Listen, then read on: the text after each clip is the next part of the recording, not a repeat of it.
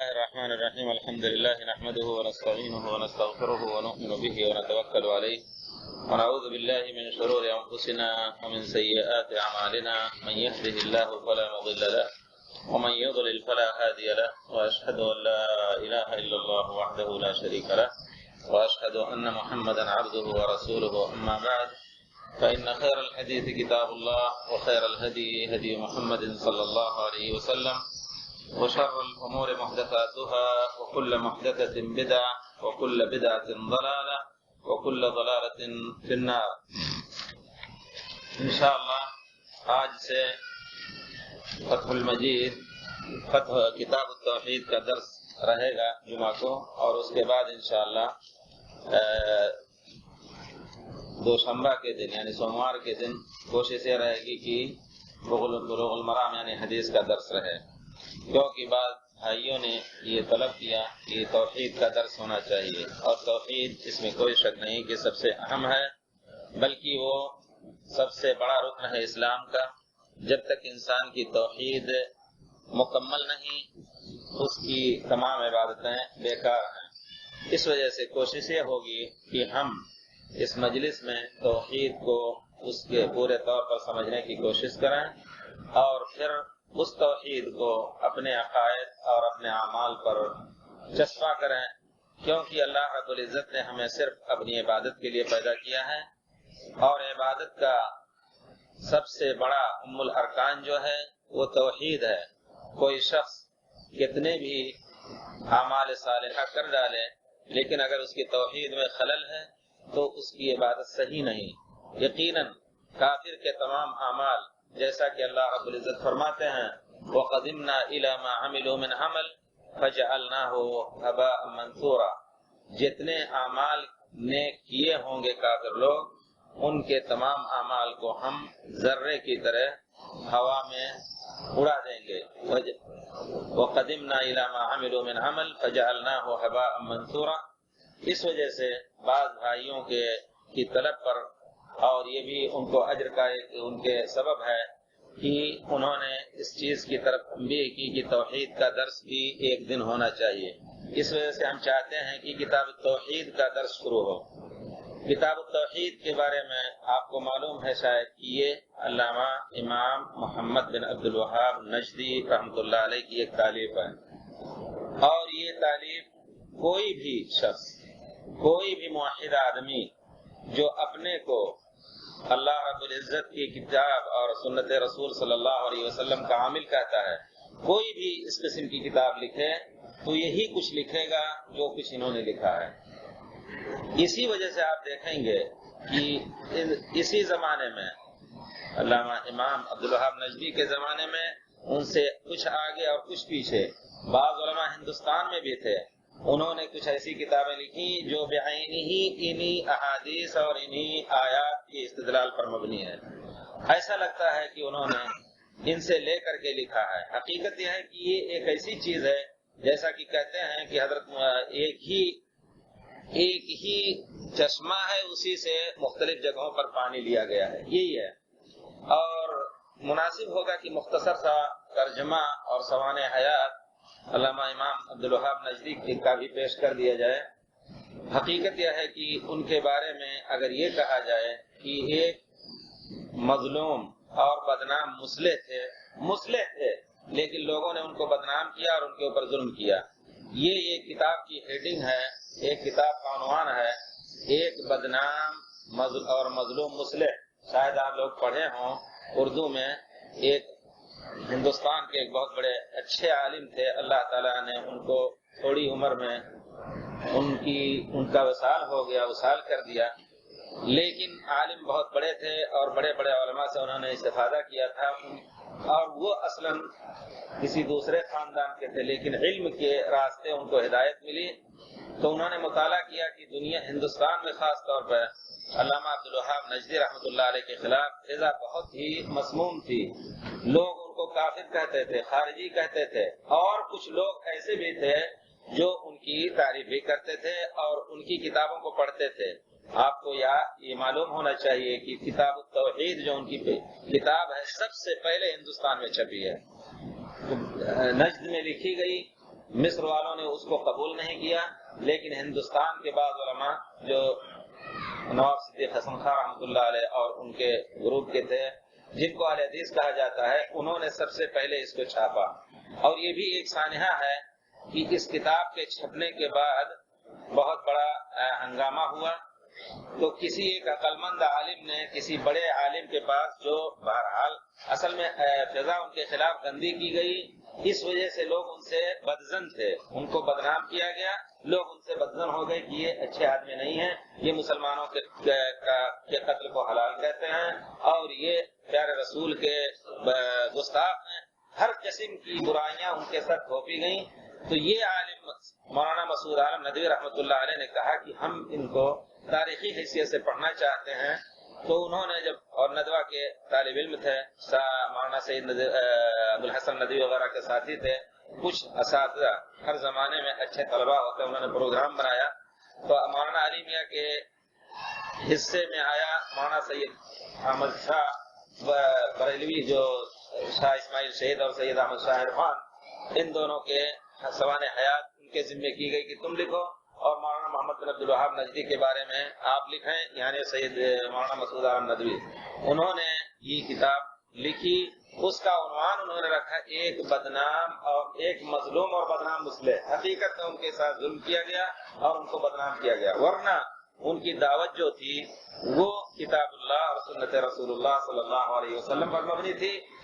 اور وہ سن 1115 میں ان کی ولادت ہوئی. شاید وہ 1800 میں نے لکھا ہے 1703 پڑتی ہے، 1703 عیسوی میلادی، اور 1115 میں مولانا امام محمد بن عبدالوہاب نجدی رحمۃ اللہ علیہ کی ولادت ہوئی. اللہ تعالیٰ جس کو چاہتا ہے اس کو اپنی خاص توجہ کے ساتھ ان کی تربیت دیتا ہے، تربیت کے اسباب مہیا کرتا ہے. ہوا ایسا، ان کے والد عالم تھے، انہوں نے کلام پاک اپنے گھر کے لوگوں سے، خاص طور پر والد سے، پھر اس کے بعد حدیث کی بھی ابتدائی کتابیں، اسی طرح لغت کی ابتدائی کتابیں سب نے والد سے پڑھی. اور 12 سال کی عمر میں لوگ، جیسا کہ ان کی تعریف کی جاتی ہے، ان کا بیان، ان کے بارے میں بیان کیا جاتا ہے کہ 12 سال کی عمر میں وہ 30-40 سال کی عمر کے آدمی کے برابر ان کی باتیں تھیں. اور جب والد نے دیکھا یہ سب، اور عقل مضبوط ان کی دیکھی، تو 12 ہی سال کی عمر میں ان کی شادی کر دی. یہ بھی ایک مسئلہ ہے، 12 سال کی عمر میں، اور 13 سال میں ان کے بچے پیدا ہوئے. بہرحال تو وہ وہاں سے، اور جیسا کہ اللہ رب العزت فرماتے ہیں، نبی کریم صلی اللہ علیہ وسلم فرماتے ہیں کہ اللہ تعالی ان اللہ یبعث علی رأس کل 100 سنة من یجدد له امر هذا الدین او امر دینه. اللہ تعالی اپنے فضل و کرم سے ہر صدی کے شروع میں یا ہر ایسے موڑ پر جہاں کی امت گمراہ ہو جاتی ہے، ایسا آدمی بھیجتے ہیں کہ وہ اس کے دین کو نیا کریں. یجدد کا لفظ استعمال کیا ہے. تجدید کا مطلب ہے کہ نیا نہیں لائیں گے، لیکن اس کو نیا کریں گے. جیسے کوئی چیز ہو، مٹ گئی ہو، اس کو ابھار کر کے نیا کر دیا جائے. اپنی طرف سے کوئی چیز نہیں لائیں گے، اس کی ترمیم ہوگی، جس طرح پہلے تھی اسی طرح کرنے کی کوشش کریں گے. تو بہرحال یہ حدیث امام عبدالوہاب نجدی رحمۃ اللہ علیہ پر چسپاں آتی ہے. اللہ تعالیٰ نے ان کو بھیجا، تھوڑی سی عمر میں بہت کچھ سیکھا. مدینہ شریف گئے اور وہاں بڑے بڑے مشائخ، ان مشائخ میں ایک ان کے سندھی عالم علامہ محمد حیات سندھی بھی تھے، ان سے انہوں نے علم حاصل کیا. لیکن ان کا ماحول پورا شرک و بدعت سے بھرا ہوا تھا. نجد میں خود ان کے شہر ہوئینا جس کو کہتے ہیں، یا حریملہ، وہاں ایسی قبریں مصنوعی تھیں جن کو کہا جاتا تھا کہ یہ زید بن خطاب کی قبر ہے یا فلاں صحابی کی قبر ہے. اور ان تمام قبروں پر قبے بنے تھے. عرس ہوا کرتا تھا. بچپن ہی سے انہوں نے قرآن حدیث کی روشنی میں اس پر تردید کرنی شروع کر دی. یہاں تک کہ خود ان کے خاندان کے لوگ، خود ان کے والد اچھے آدمی تھے، لیکن بہرحال یعنی باتوں پر انہوں نے سکوت اختیار کیا تھا، چپ تھے. قوم کرتی رہتی تھی لیکن انہوں نے کچھ نہیں کہا. خود ان کے والد ان کے مخالف ہو گئے. لیکن بعد میں جب انہوں نے عزیمت کے ساتھ، عزم و حوصلہ کے ساتھ انہوں نے دعوت و تبلیغ کا کام کیا، تو والد نے ان کی موافقت کی. والد کچھ تھوڑی عمر میں، ان کی عمر 19 سال کی شاید تھی، تو ان کا انتقال ہو گیا۔ اس کے بعد انہوں نے بصرہ وغیرہ کا بھی سفر کیا، بصرہ عراق نجد کے قریب ہے، وہاں کے علماء سے استفادہ کیا۔ وہاں بھی جہاں بھی جاتے تھے استفادہ اور افادہ، یعنی لوگوں علماء سے استفادہ کرتے، اور خود ان بدعات اور منکرات پر انہوں نے ہر جگہ تردید کی۔ لوگ ان کے ہر جگہ مخالف ہوئے، لیکن بہرحال وہ اپنا کام کرتے رہے۔ ان کی حالت دیکھ کے مختصر طور پہ یہ معلوم ہوتا ہے کہ یہ پورے طور پر انبیاء کی سنت ہے کہ جب بھی اللہ تعالیٰ نے کسی نبی کو بھیجا ہے، ان کی قوم نے ان کو جھٹلایا۔ ان انت الا بشر مثلنا، اس طرح کہا کر کے، اور کہا تو مسحور ہو، مجنون ہو، سب کچھ ان کو کہا۔ بعین ہی وہی صحابہ کے بارے میں بھی اس طرح کی باتیں آئیں، جہاں کچھ کفار نے اس طرح کی باتیں کی۔ وہ یہ اللہ تعالیٰ کی ایک سنت چلی آئی ہے کہ جو بھی اللہ کے دین کی طرف بلائے گا، بہرحال لوگوں کی دشمنی اور لوگوں کی مخالفت کا نشانہ بنے گا، بنے۔ لیکن وہ انہوں نے پرواہ نہ کی، مدینہ شریف گئے، وہاں بھی علامہ محمد حیات سندھی اتنے بڑے عالم تھے، محدث تھے، اور حدیث کی سندیں ہندوستان کے خاص طور پہ جو علماء ہیں اور حجاز کے، ان کی سندیں ان سے جا کر کے ملتی ہیں، انہوں نے ان سے پڑھا، انہوں نے ان سے پڑھا۔ تو کہنے کا مطلب اس کے باوجود وہ کچھ نہیں کر پاتے تھے۔ قبر نبوی شریف پر سجدے ہوتے تھے، اور وہاں باقاعدہ چیخ چیخ کر کے، پکار پکار کر کے نبی کریم صلی اللہ علیہ وسلم سے حاجتیں مانگی جاتی تھی۔ وہ جا کر کے انہوں نے لوگوں کو کہا کہ اللہ کے بندے یہ شرک ہے، واضح طور پر انہوں نے کہا، لوگ سب مخالف ہو گئے۔ بہرحال کسی طرح مارے جانے سے ایک مرتبہ بچ کر کے علامہ محمد حیات سندھی کی خدمت میں گئے، مدینہ شریف میں پڑھ رہے تھے، ان کے پاس گئے تو انہوں نے کہا آپ کی رائے ان لوگوں کے بارے میں کیا ہے؟ تو کہتے ہیں صاحب ان هؤلاء متبر ما فيه وباطل ما كانوا يعملون، یعنی وہ لوگ سب باطل کر رہے ہیں۔ یعنی انہوں نے کہا کہ یہ چیز صحیح نہیں ہے، لیکن اتنی ہمت یا اتنی جرأت، اتنی سخت نہیں تھی کہ ان چیزوں پر انکار کریں۔ بہرحال آئے، یہاں بھی دیکھا مکہ شریف میں حج پر آئے تو جنت مقبرۃ المعلا میں کتنے بڑے بڑے صحابہ کی قبروں پر قبے بنے ہوئے تھے، ان پر عرس ہوتا تھا، عورتیں آتی تھیں، مرد آتے تھے، جمگھٹا لگتا تھا، اور وہاں ان سے حاجات اور نظر و نیاز سب کچھ وہاں کرتے تھے۔ ان سب چیزوں پر انہوں نے انکار کیا، یہاں تک کہ ایک مرتبہ امام حرم کے پاس، وہ سوچتے تھے کہ امام حرم کا منصب سب سے بڑا ہے کہ کم سے کم ان چیزوں پر نکیر کریں۔ ان کے کسی امام کے بارے میں آتا ہے قصہ ان کے ساتھ، تو کہتے ہیں کہ مجھے صورت یاد نہیں ہے، عمر چھوٹی ہی تھی، لوگ انہوں نے سمجھا ہوگا، ہو سکتا نہ یاد ہو، کہا کہ میری لإلاف قریش سن لیجیے ذرا سا۔ تو انہوں نے سننا شروع کیا تو کہا لإلاف قریش إیلافہم رحلۃ الشتاء والصیف فلیعبدوا ھذا البیت۔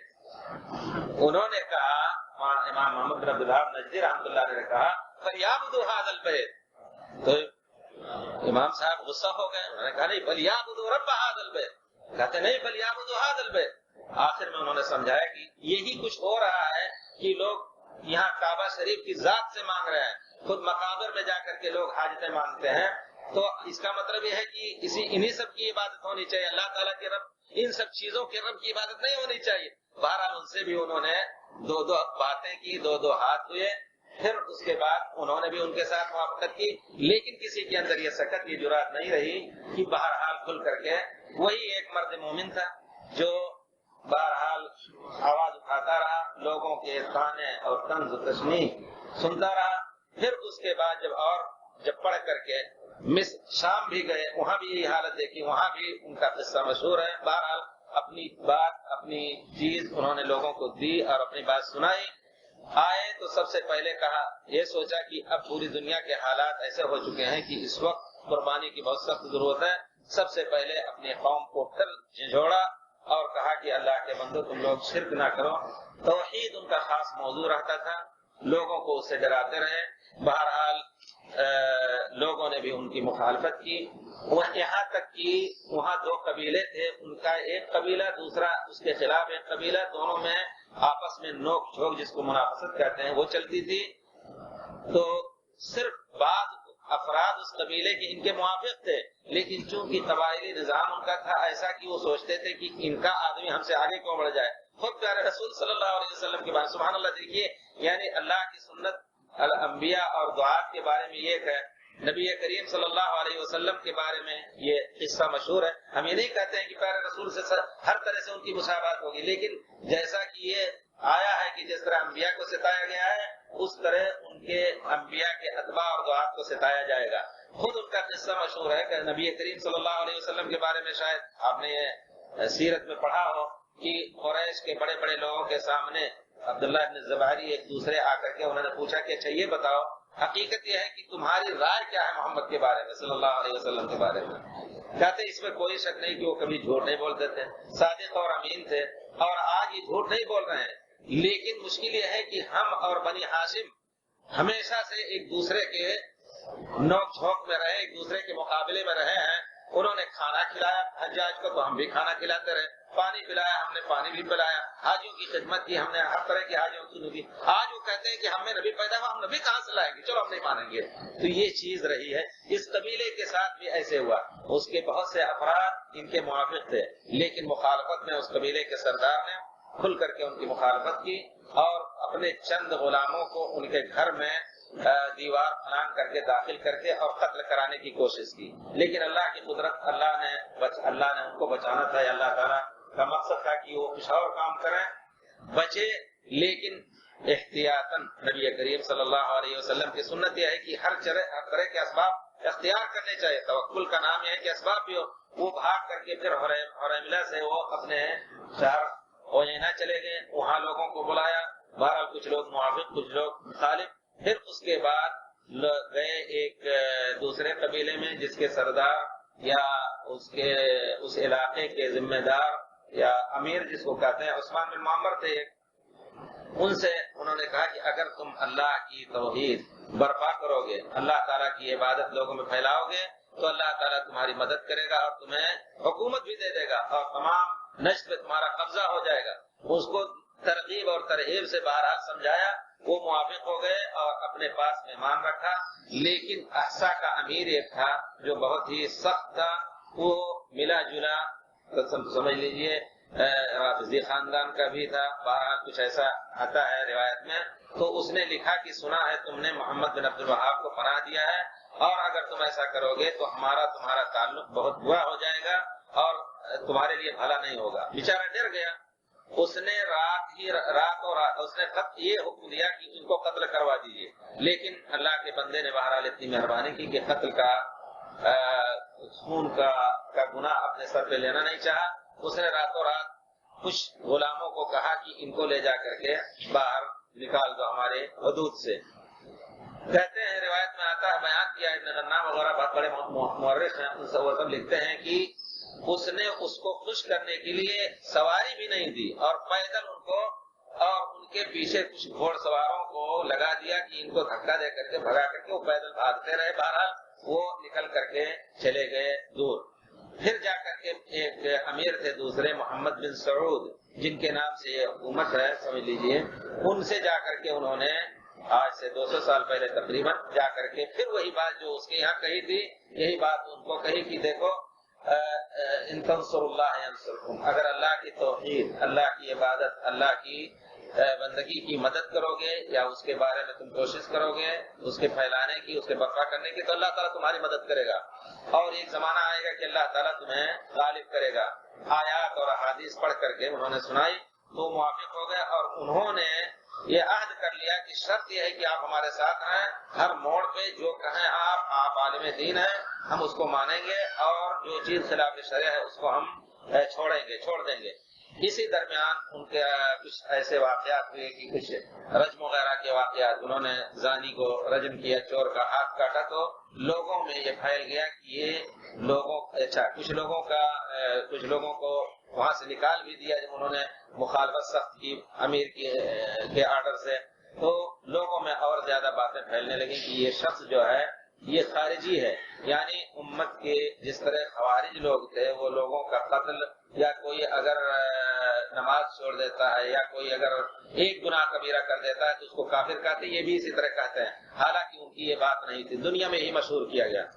اللہ کی قدرت یہ کہ کچھ ہی دنوں کے اندر ان کو اتنی طاقت ملی، لوگ ان کے ساتھ ہوتے گئے اور امیر محمد بن سعود کو اتنی طاقت ملی کہ پورے نجد پہ ان کا قبضہ ہو گیا اور کافی دن تک قبضہ رہا، اور دونوں خاندان علمی حیثیت سے، دینی حیثیت سے یہ بڑے تھے اور سیاسی حیثیت سے دونوں خاندان ساتھ چلتے رہے اللہ کی قدرت سے. اس کے بعد اب جب انگریزوں نے دیکھا, دیکھیے یہاں مظلومیت اور بدنامی کی بات آتی ہے, انگریزوں نے دیکھا کہ یہ قوم تو بہت بڑی ہے, کیونکہ اس کے اندر جہاد کی اسپرٹ بھری گئی, اور جہاد ایک ایسا خطرہ ہے پوری دنیا کے لیے حقیقت میں.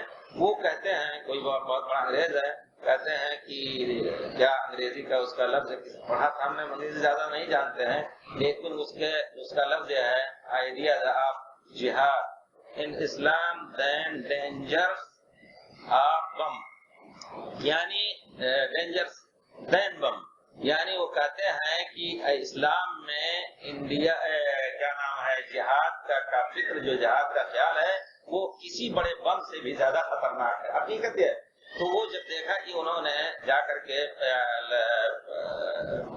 کیا نام ہے شہر در شہر دین اور ایمان اور صحیح اسلام کی روشنی میں فتح کرتے جا رہے ہیں, تو ان کو خطرہ ہوا اپنے دوسری جو چاروں طرف عراق میں ان کا قبضہ تھا انگریزوں کا, اور اسی طرح مصر وغیرہ میں سب کا, تو خطرہ یہ ہوا کہ ان کا یہ خیال یہاں بھی پھیلے گا. اور حقیقت میں یہ ہوا کہ پوری دنیا میں تھوڑے ہی دن میں ان کے موافق اور مخالف بھی لوگ ہو گئے. تو انہوں نے ایک نام دے دیا وہابی تحریک, الحرکت وہابی تحریک. اس کو ایسا بدنام کیا کہ خالی دنیا کے لیے لوگوں کو قتل کرنے کے لیے اور صرف حکومت اور ملوکیت دینے کے لیے یہ کوشش کر رہے ہیں, بس یہی ان کا وہ تھا. ہندوستان میں بھی جو لوگ ان کے مخالف تھے ان کو اس پر اسی کے نام سے بدنام کیا گیا. ہندوستان کی تاریخ آپ پڑھیں, الہ آباد کا جو فیصلہ ہے انگریزوں نے جو کچھ باغیوں کے خلاف, وہ جو سن 1857 کی غدر ہوا تھا مشہور ہے, اس میں انہوں نے باقاعدہ رٹ پیش کی اور یہ باقاعدہ فیصلہ کیا کہ وہابی باغی دونوں ایک نام کے ہیں, اور ان کی یہ شکل بتائی. دیکھیے ہم نے پڑھی ہے وہ ان کی یہ رپورٹ, وہ کہتے ہیں کہ ان کا نشان یہ ہے کہ وہ مسواک جو ہے اپنے کان پہ رکھتے ہیں, اور کرتے ان کے آدھے یا لنگیاں ان کی آدھے پڈلی تک ہوتی ہے, اور وہ زور سے آمین کہتے ہیں. یہ بھی ایک مسئلہ ہے. دیکھیے یہ باقاعدہ اب بھی ان کی کیا نام ہے ان کی رپورٹوں میں یہ چیز مشہور ہے وہاں, اور یہ ہے, یہ ہم نے پڑھی ہے, اخباروں میں پڑھی ہے, کتابوں تاریخ کی کتابیں آپ پڑھیں.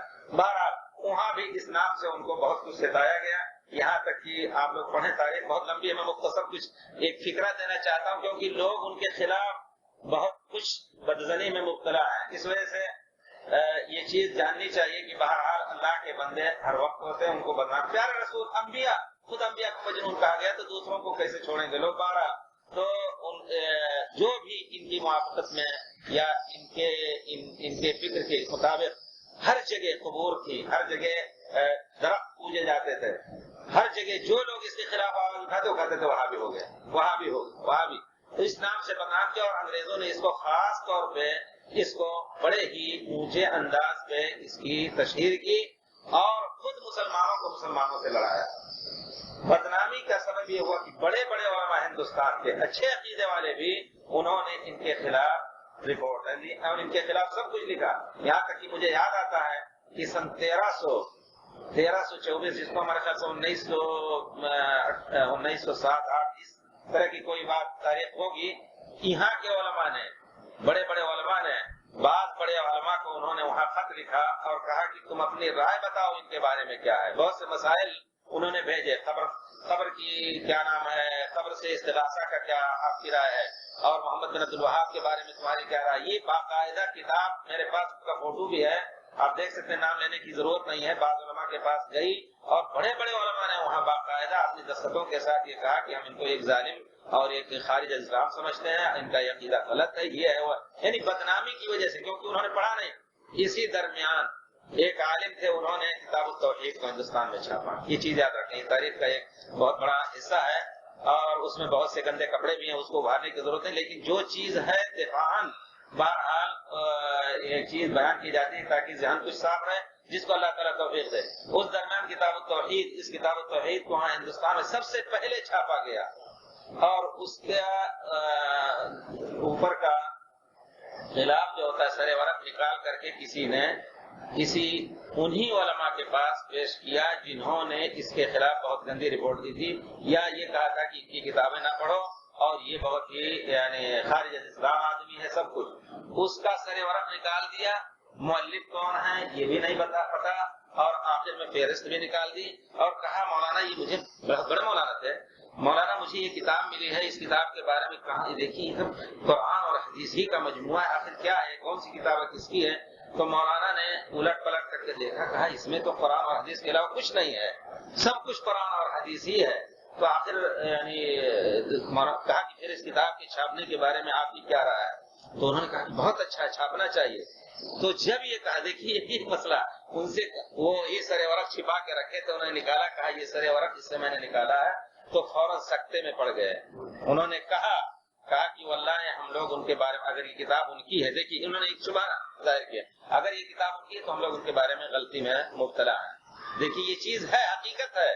تو اس طرح کی نہ پڑھنے کی وجہ سے یہ چیز لامحساس والی جو اپنے مسلمانوں میں پھیل چکی ہے، اپنے یہاں کچھ لوگ ایسے ہوتے ہیں کہتے ہیں کہ دیکھو ان کے جلسے میں نہیں جانا، ان کی کتابیں نہیں پڑھنا، ان کی باتیں نہیں سننا، یہی تو وہاں خود انبیاء کے ساتھ لا تسمعوا لهذا القرآن والغوا فيه لعلكم تغلبون، انبیاء کے ساتھ بھی ہوتا تھا کہ اس قرآن کو نہ سنا، اور جب قرآن پڑھا جائے تو تم شور اور غل مچاؤ تاکہ ان کی آواز دب جائے، تمہاری آواز اونچی ہو جائے، کوئی سن نہ سکے۔ تو بہرحال نہ پڑھنے کی وجہ سے بہت سی غلطیاں ہوتی ہیں، اور ہر مسلمان کو چاہیے کہ اپنے کو وہ یہ سمجھے کہ ہم اللہ تعالیٰ کے یہاں اپنے اعمال کے بارے میں پوچھے جائیں گے، اللہ تعالیٰ نے ہمیں پیدا کیا ہے کس لیے، اس کو سوچنا چاہیے۔ بہرحال حقیقت یہ ہے کہ یہ جو ہے ماحول کا اثر آدمی لے گا، انسان ہے، پتھر نہیں، دل ہے اس کے اندر، لوہا نہیں ہے، لیکن بہرحال اس کو یہ بھی سوچنا چاہیے کہ اس دل کو کس نے پیدا کیا ہے اور ہم سے اس دل کے بارے میں کیا مانگا ہے، دل میں ایمان ہونا چاہیے یا شرک ہونا چاہیے۔ بہرحال تو کہنے کا مطلب ہے کہ انہوں نے اس کو پھیلایا اور بہت کچھ تکلیف اٹھائی، آخر میں اللہ تعالیٰ نے ان کو فتح دی، اور اس کے بعد کافی دن تک دونوں چلتے رہے۔ اور یہ بھی ایک چیز رہی کہ جس طرح کی خدمت قرآن اور سنت اور صحیح مسائل کی ان کے زمانے میں ہوئی، اس کا امتداد اسی زمانے سے سمجھ لیجیے کہ اللہ کے فضل سے اس طرح کی بہت صدیوں پہلے بہت کم نظر آتی ہے، یہ نظر آتا ہے اس طرح کا کام، جس طرح کام اور جس طرح خدمت قرآن سنت کی ہے۔ بہرحال تو کہنے کا مطلب یہ ہے کہ ان کا یہ عقیدہ صاف تھا، وہ کہتے تھے کہ اللہ کے علاوہ کسی کو معبود نہیں سمجھنا چاہیے، اور اللہ کے علاوہ جو چیز اللہ تعالیٰ نے اپنے لیے خاص کی ہے اس سے کسی کے ساتھ اس کی نسبت نہیں ہونی چاہیے۔ لوگوں نے ہر موڑ پہ ان کا پیچھا کیا، کہا اچھا اماموں کے بارے میں تمہاری کیا رائے ہے؟ انہوں نے صاف کہا کہ ائمہ سب برحق ہیں، امام احمد، امام ابو حنیفہ، امام شافعی، امام مالک، امام احمد بن حنبل، سب لوگ برحق ہیں، سب نے اپنے طور پر کام کیا، لیکن صاحب انہوں نے کہا کہ اگر ان میں سے کسی کا قول اگر قرآن اور حدیث کے خلاف مل رہا ہے تو قرآن اور حدیث ہی ہمارا مذہب ہونا چاہیے۔ باقاعدہ انہوں نے اپنی دعوت توحید کے ساتھ دعوت اتباع بھی انہوں نے اٹھائی اور لوگوں نے اس پر عمل کیا، تو ہونا یہی چاہیے۔ اور ائمہ کے بارے میں بدظنی غلط ہے، ائمہ نے اپنے طور پر کام کیا۔ ہم یہ کہتے ہیں کہ بہت سے لوگوں نے ان کی طرف بہت سی چیزیں منسوخ کر دی، ہر بڑے آدمی کی طرف منسوخ کی جاتی ہے۔ پیارے رسول صلی اللہ علیہ وسلم ہر ایک جانتا ہے کہ بڑے آدمی، آپ 4 بھائی ہیں، کسی نے یہ دعویٰ کر دیا کہ باپ کا انتقال ہو گیا، یہ دعویٰ کر دیا کہ باپ نے یہ چیز ہمیں مرتے وقت دے دی تھی، اور کیا نام ہے آپ لوگوں کا اس میں شرکت نہیں۔ اب آدمی سوچے گا جو باپ کی عزت اور باپ کی اکرام کرنا چاہتا ہے، وہ سوچے گا ہو سکتا ہے اچھا لے جائے، تو وہ سوچتے ہیں کہ بڑے آدمی کی طرف جس کا احترام لوگ کرتے ہیں کوئی بھی بات منسوخ کی جائے تو بہرحال اس کا ایک اثر رہے گا۔ اسی وجہ سے پیارے رسول صلی اللہ علیہ وسلم کی طرف جتنی احادیث وضع کی گئی ہیں، گڑھی گئی ہیں، کسی اور کی طرف نہیں گڑھی گئی ہیں۔ اسی وجہ سے نبی کریم صلی اللہ علیہ وسلم نے فرمایا ہے من کذب علی متعمدا فلیتبوأ مقعدہ من النار۔ ائمہ کے بارے میں بھی اسی طرح بہت سی چیزیں آپ سمجھ لیجئے۔ مجھے ایک اسٹارٹ کی حیثیت سے جو صرف حدیث اور فقہ ہی کی تعلیم ہم نے لی ہے بچپن سے، یہ سمجھیے ہم نے بہت سے مسائل کو دیکھا ہے جس پر ہمارے بعض بھائی امام صاحب کی طرف منسوب کر کے اس پر لڑائی کرتے ہیں، اس کی وجہ سے ایک دوسرے سے دشمنی اور دوستی رکھتے ہیں۔ حقیقت ہے کہ کھود کر کے دیکھا جائے تو امام سے وہ چیز ثابت نہیں آتی ہے، نہیں ثابت ہوتی ہے۔ اس وجہ سے ان کا یہ بھی ان کی ایک دعوت اور ایک دعویٰ یہ بھی تھا کہ ائمہ اگر بعض اقوال ان کے منسوب اگر حدیث کے خلاف ہے تو ان کو چھوڑ دیا جائے. بہرحال خالص اسلام کی طرف انہوں نے دعوت دی، اس میں کوئی شک نہیں. ہر ایک سے غلطیاں ہوتی ہیں. انہوں نے بھی بعض مسائل میں احادیث وغیرہ سے جو استدلال کیا ہے، کچھ احادیث ضعیفہ بھی ہیں. یہ نہیں کہ سب صحیح ہے، لیکن اس کا معنی دوسرے حدیث صحیح میں ہے. یہ کہنا کہ کسی ضعیف حدیث کی بنا پر انہوں نے کوئی مسئلہ نیا اٹھایا، یہ نہیں ہے. البتہ استدلال میں بہت سی ضعیف حدیثوں کا انہوں نے اپنی کتابوں میں ذکر کیا ہے. اس کا علماء نے اس کی تحقیق کی ہے. تو کہنے کا مطلب بشر تھے، اس میں کوئی شک نہیں. لیکن بالجملہ جو انہوں نے تمام کتابیں، ان کی بہت سی کتابیں ہیں، چھوٹی سے بڑی کتابیں، اللہ کے فضل سے قرآن اور سنت کا مجموعہ ہے. اور ان کے بارے میں یہ عقیدہ رکھنا کہ یہ خارجی تھے، یا یہ عقیدہ رکھنا کہ یہ مسلمانوں کا قتل یا مسلمانوں کو ہر ایک کو کافر سمجھتے تھے، یہ غلط ہے. یہ عقیدہ کسی مسلمان کے بارے میں رکھنا غلط ہے. خاص طور پہ یہ اتنے بڑے عالم کے، انہوں نے یہ کتاب التوحید اپنے شروع زمانے میں لکھی، اور یہ کتاب التوحید حقیقت میں قرآن اور حدیث کا مجموعہ ہے. ہم اسی کو انشاءاللہ شروع کرنا چاہتے ہیں. جمعہ کے دن یہی رہے گا، اور اسی کی شرح اور تفسیر اس کی بہت سی شرحیں ہیں. ایک فتح المجید ہے، دوسری اس کا ترجمہ بھی، اور وہ بھی اللہ کا شکر ہے کہ ہمارا بھی اس میں کچھ حصہ ہے. ہم لوگ ایم اے میں پڑھ رہے تھے یہاں جامعہ میں، تو ایک دوست آئے پاکستان کے، ان کا نام تھا عطا اللہ ثاقب، اور انہوں نے ایک چھوٹی سی کمیٹی بنا رکھی تھی انصار السنہ کے نام سے. ان کو کام کا شوق تھا، تو ہم لوگ لائبریری یہاں اس وقت مکتبہ حرم جو ہے اس میں تھی، کیا نام ہے، صفا کے اوپر تھی، وہاں بازار بھی تھا، شاید جانتے ہوں جو لوگ پرانے ہیں. وہاں بیٹھتے ہم لوگ کو کچھ ضروری بحث اپنا کرتے، وہ بس پڑھتے، کوئی کتاب، کوئی بھی کتاب لے لیتے، بس اس کا کیا معنی ہوا، اس کا کیا معنی ہوا. اب آپ سوچیں کوئی خاص کام میں مشغول ہے، کوئی کرتا رہے. تو میں نے کہا اللہ کے بندے آپ کچھ کام کیجئے، تھوڑا سا کیا کام کھولا ہی دیجئے. تو وہیں یہ کتاب پڑی ہوئی تھی ڈیسک پر، تو میں نے کہا اس کا ترجمہ کر ڈالیے. کہتے ہیں کہ ہماری عربی اتنی کمزور ہے کہ ہم نہیں کر. ہم نے کہا اس میں ہم آپ کی مدد کریں گے.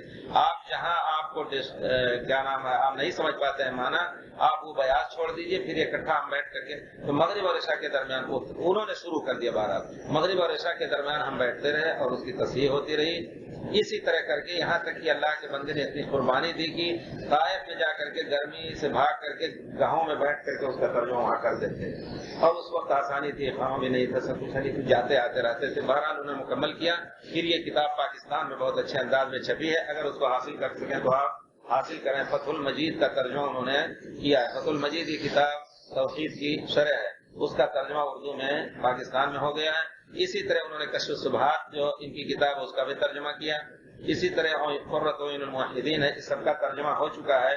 یہاں اگر آپ کو توفیق ہو تو شاید یہ توعیہ اسلامیہ وغیرہ والے بھی تقسیم کرتے تھے، اگر پا سکے تو بہت مفید کتاب. ان کو پڑھیے صرف اس وجہ سے کہ اللہ کے دین کی طرف ہدایت ہو. یہ نہیں کہ ہمارے باپ دادا نے کہا ہے کہ ان کو نہ سنو، ان کو نہ پڑھو، یا یہ گمراہ ہیں. یہ سب باتیں چھوڑ دیں. ہر ایک کو پڑھیے، ہر ایک کی لیجیے، ہر ایک کو چھوڑیے. اگر غلط بات ہے تو چھوڑیے، لیکن قرآن و سنت کا جہاں استدلال ہے وہاں غلطی کا امکان کم ہوتا ہے. البتہ استدلال میں ترجیح ہو سکتی ہے. ایک ہی آیت ہو، اس کے دو معنی، کوئی غلط لے رہا ہے تو اس کو دنیا غلط کہے گی، جہاں صحیح اچھے علماء نے جو معنی لیا ہے. اب جیسے بعض اقوام نے وَاعْبُدْ رَبَّكَ حَتَّىٰ يَأْتِيَكَ الْيَقِينُ، اللہ رب العزت نے نبی کریم صلی اللہ علیہ وسلم کو مخاطب کر کے کہا ہے کہ اللہ تعالیٰ کی اس وقت تک عبادت کرو کہ تمہیں یقین آ جائے. یقین کا مطلب کیا ہے؟ پورے علماء نے، دیکھیے یہ سب تفسیر بھی ایک بدعتی تفسیر ہوتی ہے، ایک سنی تفسیر ہوتی ہے. علماء سنت نے سب نے یہ اتفاقی طور پر کہا ہے کہ یقین کا مطلب یہاں موت ہے. یعنی اس سے بڑھ کے یقینی چیز کوئی ہے ہی نہیں، تو اس کا نام ہی یقین رکھ دیا گیا. یعنی وَاعْبُدْ رَبَّكَ حَتَّىٰ يَأْتِيَكَ الْيَقِينُ. گویا اس کی تفسیر آپ دوسری آیت میں سمجھیں، وَلَا تَمُوتُنَّ إِلَّا وَأَنْتُمْ مُسْلِمُونَ. اسلام ہی کی حالت میں تمہاری موت آئے، یعنی جینا اور مرنا تمہارا اسلام کی حالت میں ہو. یہ تفسیر ہے. لیکن بعض صوفیہ نے یہاں گمراہی ان کو لگی، اس کا معنی یقین کا معنی انہوں نے کہا کہ یقین آ جائے. یقین کا مطلب ہے کہ اللہ تک پہنچ جاؤ. اللہ کا مطلب واصل باللہ ہو جاؤ. وہ ان کی اصطلاح ہو گئی. یعنی جب واصل باللہ ہو گیا تو نماز، روزہ، حج، زکات اور تمام تکالیف سے وہ بری ہو گیا. یہ ان کی تفسیر ہے. اس کو بدعی تفسیر کہی جاتی ہے. علماء نے تو کلام پاک اور احادیث کی استدلال میں غلطی ہو سکتی ہے، لیکن عام اہل سنت علماء کی تفسیر کا دامن اگر نہ چھوڑے تو غلطی نہیں ہوگی. تو جو بھی کتاب کوئی ہو سکتا ہے آیت لے کر کے غلط استدلال کرے، تو اس استدلال کو بھی صحیح اور غلط کہا جا سکتا ہے. شرط یہ ہے کہ جس طرح پرانے علماء سلف نے اس کی تفسیر کی اسی طور پر اس کی تفسیر کی جائے. اس وجہ سے آپ دیکھیں گے کہ بعض صوفیہ نے گمراہی کی اس حد میں قدم ڈال دیا کہ وہ ننگے گھومتے تھے اور نماز روزے سے کوئی تعلق نہیں, پیشاب پیخانہ مکھیاں بھن بھنا رہی ہیں, لیکن لوگ ان کو پوچھ رہے ہیں کہ ان کو یہ تو واصل باللہ ہو گئے, اللہ تک پہنچ گئے, سبحان اللہ, ان کو یقین آ گیا, نماز روزے کی کوئی ضرورت نہیں ہے. تو بہرحال یہ چیزیں غلط ہیں. کہنے کا خلاصہ مطلب یہ ہے کہ ایک بہت بڑے امام جنہوں نے اللہ کے دین کی بہت بڑی خدمت کی ہے, بلکہ اللہ کے دین کی تجدید انہوں نے کی ہے, اور پیارے رسول صلی اللہ علیہ وسلم کی خوشخبری کے مطابق یقیناً انہوں نے اس دین کی تجدید. اس حدیث کا یہ مطلب آپ نہ سمجھیں کہ پوری دنیا میں وہ تجدید آپ یہ سوچیں جیسے نبی کریم صلی اللہ علیہ وسلم نے فرمایا ہے. لوگوں کو غلطی لگتی ہے, کہتے ہیں ان کو مجدد کہا جائے تو مجدد کا مطلب پوری دنیا میں افریقہ, ایشیا اور یورپ سب میں ان کی دعوت پہنچے. ضروری نہیں ہے. نبی کریم صلی اللہ علیہ وسلم نے فرمایا انبیاء امتی کا علماء امتی کا انبیاء بنی اسرائیل. بنی اسرائیل میں ایک ہی ٹکڑے میں ایک ہی زمانے میں کئی خطے اور کئی خطے میں مختلف انبیاء ہوا کرتے تھے. تو تجدید دین کا یہ فریضہ یا تجدید کی یہ سنت جو اللہ رب العزت کی ہے, یہ کسی خاص علاقے کے ساتھ بھی خاص ہو سکتی ہے. دوسرے علاقے میں کسی دوسرے کو اللہ تعالیٰ پیدا کرے گا, تیسرے علاقے میں کسی تیسرے کو. آپ دیکھیے اکبر کے زمانے میں احمد سرہندی رحمۃ اللہ علیہ پیدا ہوئے. انہوں نے اکبر کو مخاطب کر کے بہت کچھ کہا اور آخر میں اس نے ان کے قتل کا فیصلہ کیا, لیکن بہرحال اللہ کی قدرت کی وہ خود ہلاک ہو گیا اور ان کی دعوت توحید پھیلی. اگرچہ پرانی چیزیں کچھ ان کی باتوں میں رہ گئی, لیکن بہرحال ان کو مجدد الفسانی کہا جاتا ہے. اسی طرح مصر وغیرہ میں بھی, اسی طرح دوسرے ملکوں میں بھی بہرحال مجددین ہوا کیے ہیں. تو کہنے کا مطلب یہ ہے کہ اللہ تعالیٰ اپنے بندوں میں سے کچھ لوگوں کو اس قسم کی توفیق دیتا ہے. ان کو آپ میزان پہ رکھیے, اگر بات صحیح ہے ان کی تو لیجئے, اور اگر نہیں ہے تو بہرحال اس کو چھوڑنا ہے. ان کی یہ کتاب توحید ہے. بسم اللہ الرحمن الرحیم. ہر کام اللہ کے نام سے شروع ہونا چاہیے. حدیث شریف میں آیا ہے کہ کوئی بھی کام جو اللہ کے نام سے شروع نہ ہو وہ پورا نہیں ہوتا ہے, ادھ کٹا رہ جاتا ہے. اس وجہ سے انہوں نے بسم اللہ سے شروع کیا. بہرحال اس کے بعد کہتے ہیں الحمدللہ والصلاۃ علی محمد وعلی آلہ وسلم. الحمدللہ الحمدللہ الحمدللہ رب العالمین. اس کی تفسیر اگر ہم کرنا چاہیں تو تھوڑا وقت بھی لگ جائے گا لمبا. الحمد کا مطلب عربی میں کہتے ہیں کہ ہر وہ چیز جو خود اس کے اندر کوئی خوبی ہو اس کی بنا پر اس کی تعریف کی جائے. اللہ رب العزت تمام تعریفوں کا مستحق ہے. یعنی یہ کہ اللہ تعالی الحمدللہ تعریف کرنے کا کہ حق سے تمام تعریفیں اللہ تعالیٰ کی ہیں. فأنت كما أثنيت على نفسك, یعنی اللہ تعالیٰ اگر اپنی تعریف اپنی خود کرتا ہے تو وہ اس کا مستحق ہے الحمدللہ. اسی طرح اگر اللہ تعالیٰ کسی کی تعریف کرتا ہے تو وہ تعریف سب سے اونچی تعریف ہے. اگر پیارے رسول صلی اللہ علیہ وسلم کی تعریف, صحابہ کی تعریف اللہ تعالیٰ کرتے ہیں تو اس کے بعد کسی تعریف کی ضرورت نہیں ہے. اللہ تعالیٰ نبی کریم صلی اللہ علیہ وسلم کی تعریف کرتے ہیں خاتم النبیین, صحابہ کی تعریف کرتے ہیں محمد الرسول اللہ والذین آمنوا معه اشداء علی الکفار رحماء بینہم.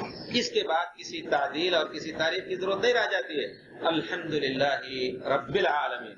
الحمدللہ وصلی اللہ علی محمد وعلی آلہ وصحبہ اجمعین. رب العالمین یہاں نہیں لکھا انہوں نے, لیکن دوسری آیت میں جو آیا ہے تمام جہان کا پالنے والا. حقیقت ہے کہ رب وہی ہے, سب کچھ لینے اور دینے والا وہی ہے, خالق اور رازق وہی ہے. رب العالمین. کون سکھاتا ہے مرغی کے بچے کو انڈے سے نکلا اور زمین میں ٹھونگے مارے تاکہ اس کو وہاں سے روزی ملے؟ بچہ پیدا ہوتا ہے گائے کا, بکری کا بچہ پیدا ہوتا ہے, وہ پیدا ہوتے ہی زمین منہ میں نہیں رگڑتا ہے, وہ اوپر اٹھا کر کے ماں کی چھاتی کی طرف لے جاتا ہے. کون سکھاتا ہے اس کو؟ رب العالمین.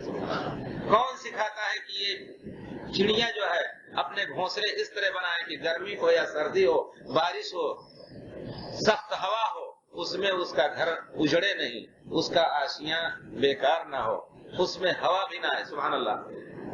رب العالمین تو کہہ سکتے ہیں. بہرحال اس کی تفسیر بڑی لمبی ہے, اللہ تعالیٰ خیر رکھے. وصلی اللہ علی محمد. اللہ تعالیٰ کی رحمتیں اور برکتیں ہوں محمد صلی اللہ علیہ وسلم پر. کوئی بھی کام شروع کیا جائے تو اللہ کے حمد اور پیارے رسول صلی اللہ علیہ وسلم کے اوپر صلاۃ سے تو وہ چیز برکت کی ہے۔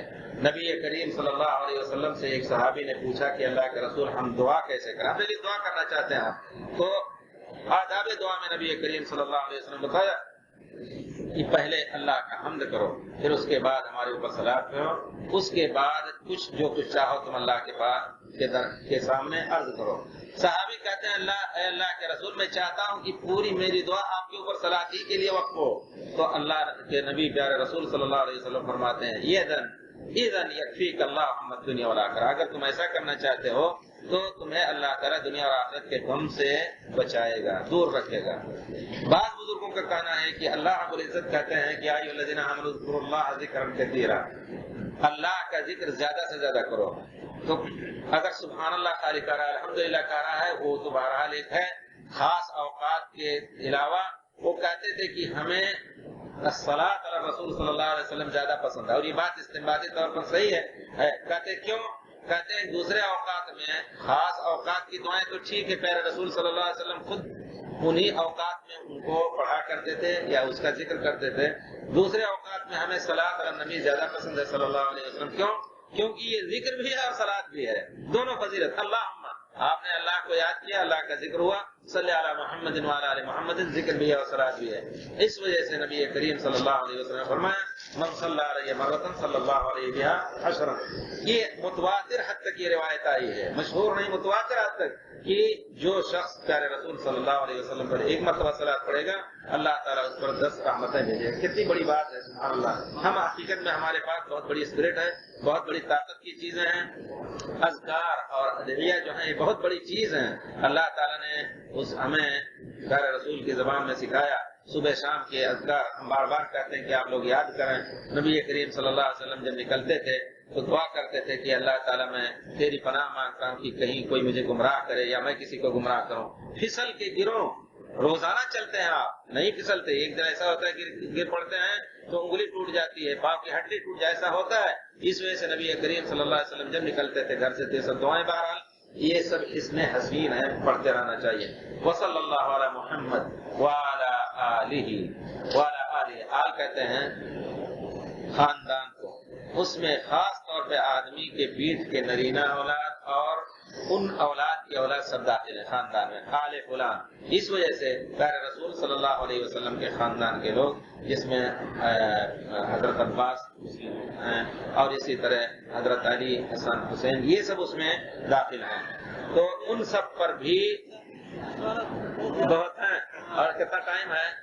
ٹائم تو ابھی آدھا گھنٹہ ہے، آدھا گھنٹہ نہیں ہے، اچھا اللہ انشاءاللہ صلی اللہ علیہ آلہ، پیارے رسول صلی اللہ علیہ وسلم کی اولاد پر بھی صلاۃ ضروری ہے۔ حضرت امام احمد بن حنبل نماز کے بارے میں کہتے ہیں کہ اس شخص کی نماز مکمل نہیں ہوگی جب تک، یا صحیح نہیں ہوگی، دو روایتیں ہیں، جب تک وہ پیارے رسول صلی اللہ علیہ وسلم پر اور ان کے آل پر صلاۃ نہیں پڑھے گا۔ دیکھیے یہ بات بالکل صحیح ہے، کیونکہ پیارے رسول صلی اللہ علیہ وسلم نے صحابہ کو سکھایا کہ صلاۃ اور سلام نماز میں پڑھیں، تو بہرحال یہ ضروری ہے، آپ چلتے پھرتے کسی وقت بھی صلاۃ پڑھتے رہیں۔ اور خود اللہ تعالیٰ نے فرمایا یا ایھا الذین ان اللہ وملائکتہ یصلون علی النبی یا ایھا الذین آمنوا صلوا علیہ وسلموا تسلیما، اے اللہ کے پر ایمان لانے والوں پیارے رسول پر صلاۃ اور سلام پڑھو۔ آرڈر دیا ہے، حکم دیا ہے، اور حکم جو ہے یہ واجبی ہے جب تک کوئی چیز اس سے پھیرنے والی نہ ہو۔ یا بعض مذاہب میں یہ چیز تنبیہاً میں کہتا ہوں آئی ہے، کہتے ہیں زندگی میں ایک مرتبہ اگر سلام اور صلاۃ پڑھ دیا تو واجب ادا ہو گئی۔ یہ چیز دوسرے علماء نے اس کو غلط کہا ہے۔ اللہ صلی اللہ علیہ محمد، انشاءاللہ اس کے بعد پھر شروع ہوگا۔ سوال ہے ملاقات یا زیارت کے آداب کیا ہیں؟ کیا کسی شخص سے کسی مسئلہ یا معاملات میں ملاقات کے لیے وقت اور اجازت کا حاصل کرنا ضروری ہے؟ اچانک بے وقت کسی کے گھر جانا کہیں آداب کے خلاف تو نہیں؟ قرآن و حدیث کی روشنی میں وضاحت فرمائیے۔ دیکھیے زیارت کے آداب کا پرانے زمانے میں نبی خود اللہ رب العزت فرماتے ہیں، فَإِن لَّمْ يُؤْذَن لَّكُمْ، وہ آیت جو ہے اس میں یہ ہے کہ کسی کے گھر جاؤ تو تم اجازت لو۔ اجازت کا طریقہ یہ ہے کہ ایک مرتبہ دروازہ ٹھونکو اور صحابہ کہتے ہیں کہ ہم پیارے رسول صلی اللہ علیہ وسلم کے پاس، اب گھر چھوٹا تھا تو اپنے ناخن سے پیارے رسول صلی اللہ علیہ وسلم کے دروازے کو ہم لوگ بھونکتے تھے، زیادہ یعنی اگر سو رہے ہیں تو نیند میں خلل نہ ہو، یا ویسے بھی آدمی زور سے پتھر مارے تو بہرحال آدمی چونک سکتا ہے، یہ سب حالت نہ ہو۔ لیکن اگر گھنٹیاں وغیرہ آج کل ہیں تو 3 مرتبہ آپ کو اجازت ہے، 1 مرتبہ گھنٹی چھوڑ کر کے تھوڑا سا فاصلہ ہونا چاہیے۔ روایات میں آتا ہے کہ اس کو ایسا موقع دینا چاہیے کہ ہو سکتا ہے نماز میں مشغول ہوں، الاقل رکعتین پڑھ کر کے، یا پیخانے وغیرہ میں مشغول ہوں، کسی چیز میں مشغول ہوں، تو تھوڑے وقفے کے ساتھ آپ دوسری گھنٹی لگائیں، پھر تھوڑے وقفے کے بعد تیسری گھنٹی لگائیں۔ اگر اجازت نہ ملے تو واپس آنا ضروری ہے، یہ خود کلام پاک میں ہے کہ اجازت نہ ملے تو واپس آؤ۔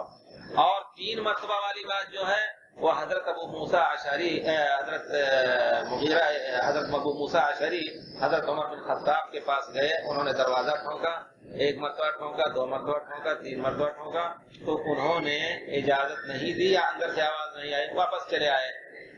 پھر وہ کسی کام میں مشغول تھے، بہرحال باہر نکلے، ڈھونڈا تو پتہ چلا کہ حضرت ابو موسیٰ اشعری تھے، ان کو بلایا، کہا تم کیوں واپس آ گئے، انتظار کرنا چاہیے۔ تو انہوں نے کہا کہ پیارے رسول صلی اللہ علیہ وسلم سے ہم نے یہ حدیث سنی ہے کہ کسی کے یہاں 3 مرتبہ اجازت لینے کے بعد اگر اجازت نہ ملے تو تم واپس آ جاؤ۔ انہوں نے کہا کہ ہم نے یہ حدیث نہیں سنی ہے، اگر تم اکیلے یہ بات کہہ رہے ہو تو تمہاری ہم خیر نہیں چھوڑیں گے، کسی کو ضرور گواہ اس پر لاؤ۔ گئے مسجد نبوی میں جا کر کے پہنچے اور کہا کہ اللہ کے واسطے کوئی ہمارے ساتھ چلے، حضرت عمر کے ساتھ ہمارا یہ واقعہ ہوا۔ تو مغیرہ ابن شعبہ سب سے چھوٹے تھے، انہوں نے کہا کہ یہی تمہارے ساتھ جائیں گے۔ گئے اور انہوں نے بھی کہا، چھوٹی عمر کے تھے، بچے نہیں تھے لیکن ہے کہ سب سے چھوٹی عمر کے تھے، 33-35 سال کے، انہوں نے کہا کہ ہم نے یہ پیارے رسول صلی اللہ علیہ وسلم کو فرماتے سنا۔ تو اس سے یہ معلوم ہوا کہ زیارت کے آداب یہ ہیں کہ آپ اجازت نہ ملے تو دل میں کوئی چیز نہ رکھے کہ ہمیں اجازت نہیں دی، ہو سکتا ہے کوئی مجبوری ہو اور کچھ ہو، لیکن اس کے پہلے اگر آپ اجازت دے سکتے ہیں، کہیں ملاقات میں بھائی آپ سے 1 گھنٹہ آدھا گھنٹہ بیٹھنا ہے، ذرا سا آ لیں، یہ سب سے اہم ہے، یہ ہے آداب زیارت۔ اگر کسی کو یہاں اچانک آ جایا جائے تو کوئی حرج نہیں، آ جائیے، ضرورت والا بہانہ آ سکتا ہے، مسلمان دوسرے مسلمان کی مدد کرنا ضروری ہے، تو زیارت جس کی جاتی ہے اس کو سوچنا چاہیے کیا ضرورت ہے اس کی، اگر ضرورت فوری ہے تو پوری کرنی چاہیے، ورنہ وہ بھی اگر عذر کرے تو آپ کو وہ عذر قبول کرنا چاہیے۔ کیا اسلام میں حد ملکیت مقرر ہے؟ اسلام میں حد ملکیت مقرر ہے؟ نہیں۔ دیکھیے اسلام میں حد ملکیت مقرر نہیں، اور یہی ایک فضیلت ہے ایسی کہ تمام جو غلط افکار یا غلط ادیان ہیں ان میں جیسے خاص طور پہ یہ نئے ازم جو آئے ہیں، کمیونزم یا سوشلزم یا اور دوسرے ازم آئے ہیں، جو ان میں سب سے پہلے ملکیت پر حملہ کیا گیا۔ تمہاری یہ ٹوپی بڑی شاندار ہے، کہاں سے آئی، تمہارا اتنا پیسہ کا، یہ سوال کیا جاتا ہے۔ یہ بھی چیز ہے اسلام کے اندر، اس میں کوئی شک نہیں، پوچھا جا سکتا ہے، لیکن اگر آدمی محنت کر رہا ہے، مزدوری کر رہا ہے صبح شام، اور اس کی روزی اللہ کے فضل سے اس کی دکان بڑی ہے، تو اب ہر ایک کے اوپر یہ شبہ نہیں کیا جا سکتا۔ لیکن کوئی شخص رات بھر سو رہا ہو، دن بھر سو رہا ہو، لیکن اچھے سے اچھی گاڑی پہ چل رہا ہو، تو شبہ ہوگا، یہ دنیا کا قاعدہ ہے، وہاں محاسبہ ہوگا۔ اور خاص طور پہ حضرت عمر وغیرہ کے زمانے میں ان لوگوں پر، خاص طور پہ عمرہ جو ہوتے تھے اولیاء امور، جن کو قاضی بنایا جاتا تھا یا جن کو کسی گورنر بنایا جاتا تھا، ان کا باقاعدہ محاسبہ کرتے تھے، باقاعدہ محاسبہ ہوتا تھا، یہ چیز ہے۔ لیکن آدمی کو یہ نہیں کہا جا سکتا ہے کہ تم جتنا بھی محنت کرو اس کا صرف 50% تم لے سکتے ہو یا 20% لے سکتے ہو اور 80% یہ حکومت کا ہے، یہ کسی شرعی نص میں کسی کو نہیں ملے، کہیں نہیں ملے گا۔ اسلام چاہتا ہے کہ جتنا چاہے آپ اوپر ہو جائیں، لیکن دیکھیے زکوٰۃ کا مسئلہ ایسا ہے کہ زکوٰۃ ادا کرنا ہے۔ آپ یہ سوچیں، کچھ لوگ، اللہ تعالیٰ نے یہ پرانے زمانے سے یہ طریقہ بنا رکھا ہے کہ کچھ لوگوں کو فقیر ہے، نحن قسمنا بینہم معیشتہم، اللہ تعالیٰ فرماتے ہیں کہ ہم نے روزی تقسیم کی ہے، کچھ لوگوں کو زیادہ دیا ہے، کچھ لوگوں کو تھوڑا دیا ہے، اور اگر سب برابر ہو جائے تو کسی کا کام نہیں چلے گا۔ اگر کوئی غریب نہ ہو تو آپ کی مزدوری کرنے کیوں آئے گا؟ اگر آپ مزدور کو مزدوری نہیں دے پائیں گے تو مزدوری کرنے کیوں آئے گا؟ اس کا مطلب ہے کہ آپ پیسے جمع کیجیے، کوئی نجار ہو، کوئی حداد ہو، یہ چیزیں بہرحال عربی میں کہا جاتا ہے کہ بعض لبعض وان لم یشعروا خدموا، ایک دوسرے کے خادم ہیں، اگرچہ وہ اپنے کو یہ نہ سمجھے کہ ہم خادم ہیں، آپ ان کے لیے پیسہ جمع کریں، وہ آپ کے لیے، تو ملکیت جتنا بھی جمع کر لیں، لیکن دیکھیے آدمی بڑھ کر کے آسمان تک چلا گیا، 1 لاکھ کا مالک ہو گیا. یہ آدمی نیچے ہے، بالکل نیچے ہے، لیکن 1 لاکھ میں اس کو کتنا دینا ہوگا زکات؟ کتنا ہوگا؟ 5,000 جی 2,500 دے کر کے تھوڑا سا اسلام نے اس کو چھوٹا کر دیا، ایک دم نہیں اوپر جا سکتا ہے، کتنا بھی اوپر جائے. یہ کتنا نیچے مر رہا تھا، لیکن اسلام نے اس کو تھوڑا سا اس نے دیا اس نے دیا، اونچا ہو گیا. اسلام میں یہ چیز ہے بہرحال، کتنا بھی اونچا جائے گا اللہ کا حق دے رہا ہے، جائے کوئی حرج نہیں، لیکن اللہ کا حق جب دے گا تو اس نیچے والے آدمی کے دل میں کدورت اور دشمنی اور اس طرح کی چیزیں نہیں پیدا ہوگی. کمیونسٹ نے کیا کیا؟ وہ کہتے ہیں سب کو برابر کیا جائے، سب کو غریبی میں سب کو برابر کر دیا. حقیقت یہ ہے، وہ کہتے ہیں کہ تمہاری زمین اتنی ہے، تم اتنا پیدا کرتے ہو، تم آدھا اس کو حکومت کو دو. آخر تو ہم پہ محنت کیوں کریں گے؟ ہم اتنا ہی کہیں گے تمہارے خرچ سے زیادہ تم کو نہیں حق ہے لینے کا، تو ہم کوشش ہی اتنا نہیں کریں گے، آدمی ہی نہیں لائیں گے. اس وجہ سے آپ دیکھتے اس زمانے میں تو اس وقت روس میں وہ ڈھا گیا، گر گیا، مر گیا، سب کچھ ہوا. لیکن پرانے زمانے میں ہوتا تھا کہ کھلیان بھرا ہوتا تھا، کھیت کاٹ کر کے لوگ صرف کھانے کا مزدور ہوتے تھے، لوگ ان کو صرف کھانے اور پہننے کا اور رہنے کی جگہ ملتی تھی، اور ان کی اور کوئی ملکیت نہیں. بڑے بڑے لوگ سب حکومت کا کام ہوتا تھا، اور بڑے حکومت کے لوگ وہی سب کچھ اچھے سے اچھے انداز میں لیتے تھے. کیا کرتے تھے؟ رات میں جمع ہوتا تھا، آگ لگا دیتے تھے. ان کی محنت تھی، ان کو اس میں سے کچھ نہیں ملا. کھانا تو حکومت دے گی، ہم اتنی محنت کر رہے ہیں، ہمیں کچھ نہیں. یہ دشمنیاں آپس میں پھیلتی ہیں. لیکن اسلام نے چونکہ کہا ہے کہ اگر کوئی پڑوسی بھوکا ہے، لا یؤمن من یبیت شبعان وجارہ طامن، اس شخص کا ایمان ہی کامل نہیں کہ پیٹ بھر کے سو رہا ہے اور اس کا پڑوسی جو ہے بھوکوں مر رہا ہے. وقت پر یہ بھی ضروری ہو جاتا ہے کہ آپ خرچ کریں. بہرحال اسلام میں اس کی کوئی تحدید نہیں، لیکن شرط یہ ہے کہ آپ حلال طریقے سے روزی کمائیں. ویڈیو کیمرہ کے ذریعے میں اپنے حال و عیال کے لمحات کو بطور یادگار محفوظ کر لو. میرا یہ خیال خلاف شرع تو نہیں ہے. جیسے آپ نے 2 ٹوک میں پوچھا ہے، 2 ٹوک میں مختصر یہ کہتا ہوں کہ یہ خلاف شرع ہے. ضروری فوٹو جو ہے، پاسپورٹ ہو اور کچھ ہو، وہ تو واجب ضروری ہو جائے گا. اور مالا یتم الواجب الا بھی، حج کرنا ہے تو اس کے لیے وہ بھی واجب ہو گیا کہا جائے گا. اگر آپ یہ کہیں کہ ہم فوٹو ہی نہیں لیں گے، حج بھی نہیں کریں گے، تو آپ گناہگار ہوں گے. لیکن عام حالات کے لیے جیسے آپ نے بیان کیا، یہ خلاف شرع ہے جیسے آپ نے پوچھا ہے. پیغام رسانے کے لیے ویڈیو کیسٹ کو ذریعہ بنایا جائے. میں یہاں سے وصیت یا نصیحت، آپ ویڈیو صورت کے بارے میں، فوٹو کے بارے میں اختلاف ہے، اور صوت یا آواز کے بارے میں اختلاف نہیں ہے. آپ نے کیسٹ بھیجیے آواز والی، صرف آپ بھیجیں اور وہ آپ کی آواز سنیں گے، تو کوئی ضروری نہیں کہ آپ کی. جبکہ موجودہ دور میں سلف علماء کرام تقریر پر مبنی ویڈیو کیسٹ عام دستیاب ہیں. وہ بہرحال ایک تساہل کی بات ہے، اور وہ اس کو ہم بہرحال یہ کہیں گے کہ یہ غلط ہے، اور اس سے اگرچہ فائدہ ہے لیکن فائدہ اس طرح بھی حاصل ہو سکتا ہے. کوئی ضروری نہیں کہ کوئی ہاتھ ہلائے تو آپ دیکھیں، آواز سننی چاہیے. آواز آپ کو آ رہی ہے تو کافی ہے. اگر پتھر سے آواز آئے تو اس کے سننے میں آپ اس سے فائدہ اٹھا سکتے ہیں. تو کہنے کا مطلب یہ کہ وہ کوئی فائدے کی چیز نہیں ہے، شریعت کے نصوص کے خلاف اس سے دور رہنا چاہیے.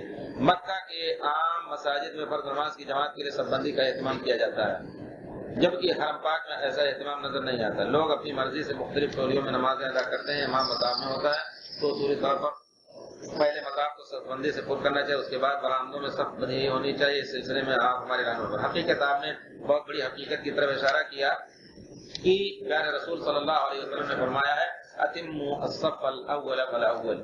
حرم شریف میں بھی یہ ہونا چاہیے ہر جگہ. اس وجہ سے جو لوگ وہاں کھڑے ہو کر کے جلدی سے آ کر کے رکوع میں شامل ہو جاتے ہیں، یہ غلط ہے.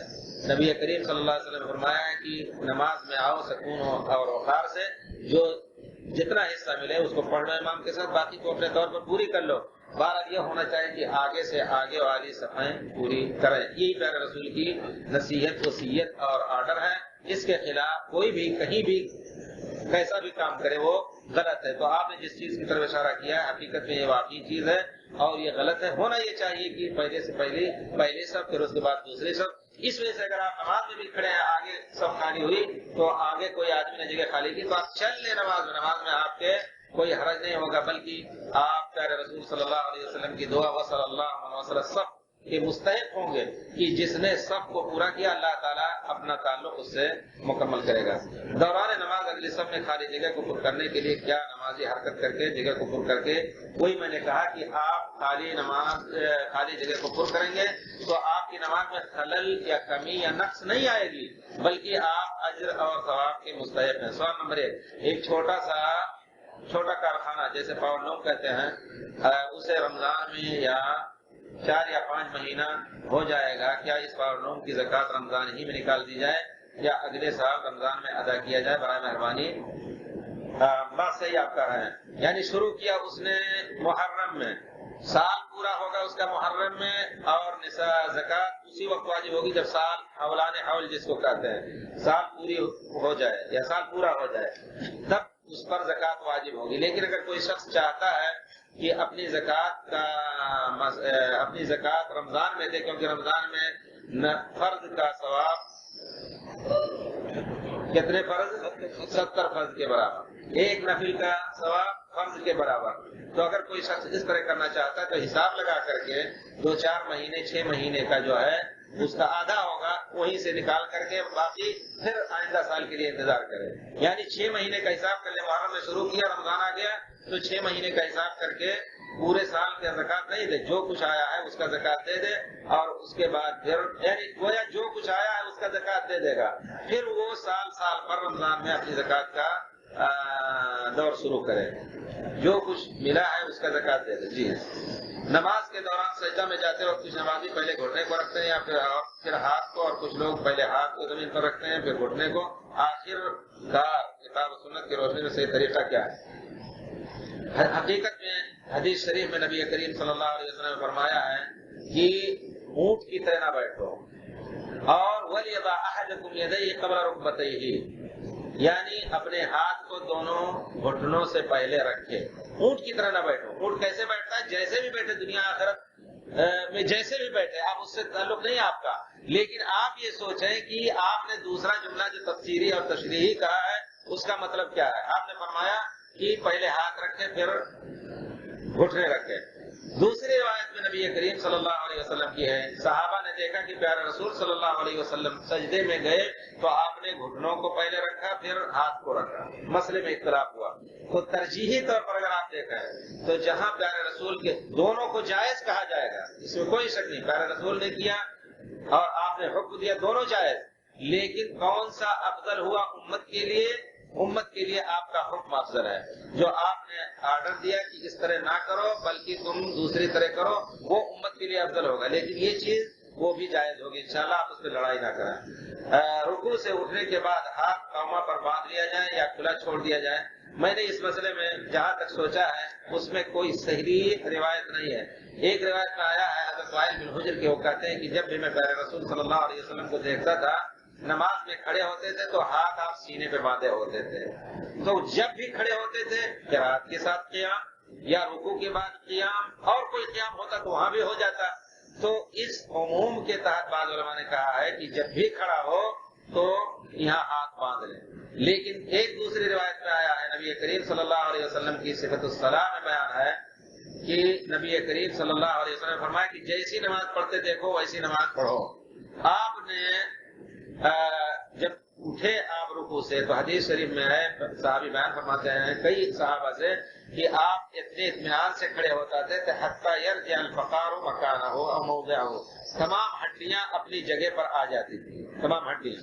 اب یہ ہڈی فقار جوڑ ہے، یہ جب آپ یہاں رکھیں گے تو اپنی جگہ پر نہیں ہوگی، تو دوسرے لوگوں نے کہا نہیں وہ جگہ شرعی یہ جگہ ہے اس کی، لیکن اس سے استدلال کر کے لوگوں نے کہا ہے کہ ہاتھ چھوڑنے ہی میں تمام ہڈیاں اپنی جگہ پر ہوں گی۔ اس وجہ سے خلاصہ بات یہ ہے کہ کسی ایک بات کے لیے کوئی صریح حکم نہیں ہے، یہ بھی کیا جا سکتا ہے وہ بھی کیا جا سکتا ہے، مسئلہ ذات الوجہین ہے، آپ یہ بھی کر سکتے ہیں وہ بھی کر سکتے ہیں، کسی کو غلط نہیں کہا جائے گا انشاءاللہ۔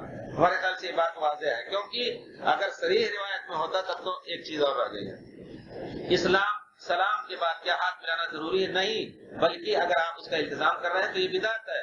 مسافہ دونوں ہاتھ سے کیا جائے ایک ہاتھ سے، نبی کریم صلی اللہ علیہ وسلم کا صحیح روایت میں جو طریقہ ہے ایک ہاتھ سے کرتے تھے، یہ صحیح روایت سے ہے، اس پر خاص طور پہ چھوٹے چھوٹے مسائل پہ علماء اہل حدیث اور علماء احناف کا بڑا اختلاف ہے ہندوستان میں. اس میں کتابیں دونوں طرف سے ہیں. اس میں مولانا عبدالرحمان مبارک پوری جو تحفظ الحوزی کے مصنف ہیں, ترمذی شریف کی شرح ہے, اس کا ترجمہ, اس کا انہوں نے ایک کتاب لکھی ہے المقالۃ الحسنى بالمصافحۃ بالید الیمنى, یعنی صرف دائیں ہاتھ سے مٹھاؤ. اس میں انہوں نے سنت سے ثابت کیا ہے کہ پیارے رسول کے سنت سے صرف یہی ثابت ہے. دوسرے لوگوں نے دوسری باتیں قیاسی کہی ہیں کہ ایک ہاتھ سے محبت کم معلوم ہوتی ہے, دوسرے ہاتھ سے زیادہ محبت ظاہر ہوگی. تو مولانا نے یہ الزامی جواب دیا ہے. تو اس کا مطلب ہے کہ آپ نیچے سے پاؤں سے لے کر کے پورا جسم اور سر ایک دم ملا لیں تاکہ اور زیادہ محبت ظاہر ہو جب بھی ملے. یہ بھی آپ سنت کہتے ہیں اس کو. تو آپ وہ اپنا ذوق کہیں, سنت نہ کہیں. لیکن سنت کا طریقہ یہ ہوتا تھا, صحابی آتے تھے, پیارے رسول صلی اللہ علیہ وسلم ان کے اصحاب بیٹھے ہوتے تھے, کوئی اٹھتا نہیں تھا اور بیٹھ کر کے ایسے ہی ہاتھ بڑھا دیتے تھے. بہرحال یہ مسئلہ صحیح یہی ہے انشاءاللہ. سری نماز اگر امام کے پیچھے پڑھ رہے ہیں تو کیا سورہ فاتحہ؟ آپ اس کا مطلب پہلی مرتبہ حاضر ہو رہے ہیں. کئی مرتبہ یہ مسئلہ آیا کہ جہاں تک صحیح روایات سے ثابت ہوتا ہے, صحیح مسئلہ یہ ہے جس میں کوئی شبہ نہیں, وہ یہ کہ چاہے سری نماز ہو یا جہری نماز ہو, امام کے پیچھے سورہ فاتحہ کا پڑھنا ضروری ہے. اس کے علاوہ آپ نے اگر دوسری چیز نہیں پڑھی تو کوئی حرج نہیں, لیکن سورہ فاتحہ کا پڑھنا ضروری ہے. کیوں؟ کیونکہ پیارے رسول صلی اللہ علیہ وسلم نے فجر کی نماز پڑھی, اور فجر کی نماز پڑھنے کے بعد آپ نے کہا, صحابہ سے پوچھا لعلکم تقرؤون خلف امامکم, شاید تم لوگ اپنے امام کے پیچھے کچھ پڑھتے ہو. صحابہ نے کہا نعم یا رسول اللہ, نحد ہم بہت تیزی سے آپ کے پیچھے پڑھتے ہیں. تو آپ نے فرمایا کہ کوئی اور سورت سوائے سورہ فاتحہ کے نہ پڑھو, اور اس کی وجہ آپ نے بیان فرمائی کہ فإنہ لا صلاۃ الا بفاتحۃ الکتاب, سوائے سورہ فاتحہ کے نماز نہیں ہے, سورہ فاتحہ کے پڑھے بغیر نماز نہیں ہوگی. اسی وجہ سے امام بخاری کی ایک کتاب ہے جزء القراءہ, یعنی ایک کتاب رسالہ جو ہے قراءت کے بارے میں, پوری احادیث اس باب میں انہوں نے نقل کی ہیں, اور وہ کتاب بہرحال چھپی ہے, سب سے پہلے جی.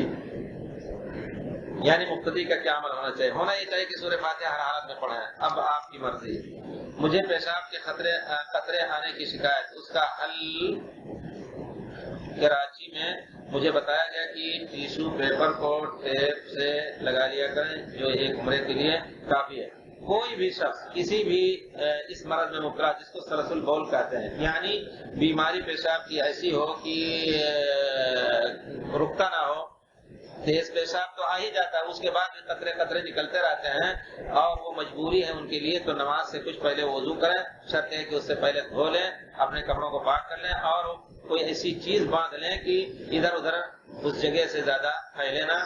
تو آپ ٹیشو پیپر ریٹ سے باندھیں, یا کوئی, یہ تو ایک تکلف کی زیادہ بات ہو جائے گی, لیکن آپ کوئی کپڑا رکھ کر کے, روئی رکھ کر کے باندھ لیں لنگوٹی کی طرح, تو زیادہ مناسب رہے گا. اس کے ساتھ آپ پوری نماز ایک وقت کی پڑھ سکتے ہیں. دوسری نماز کا وقت آئے تو اس کو صاف کر کے پھر نیا وضو کر کے آپ نئی نماز پڑھیں. اسی طرح اگر آپ عمرہ کر رہے ہیں تو پہلے یہ سب کر کے پھر عمرے میں داخل ہوں.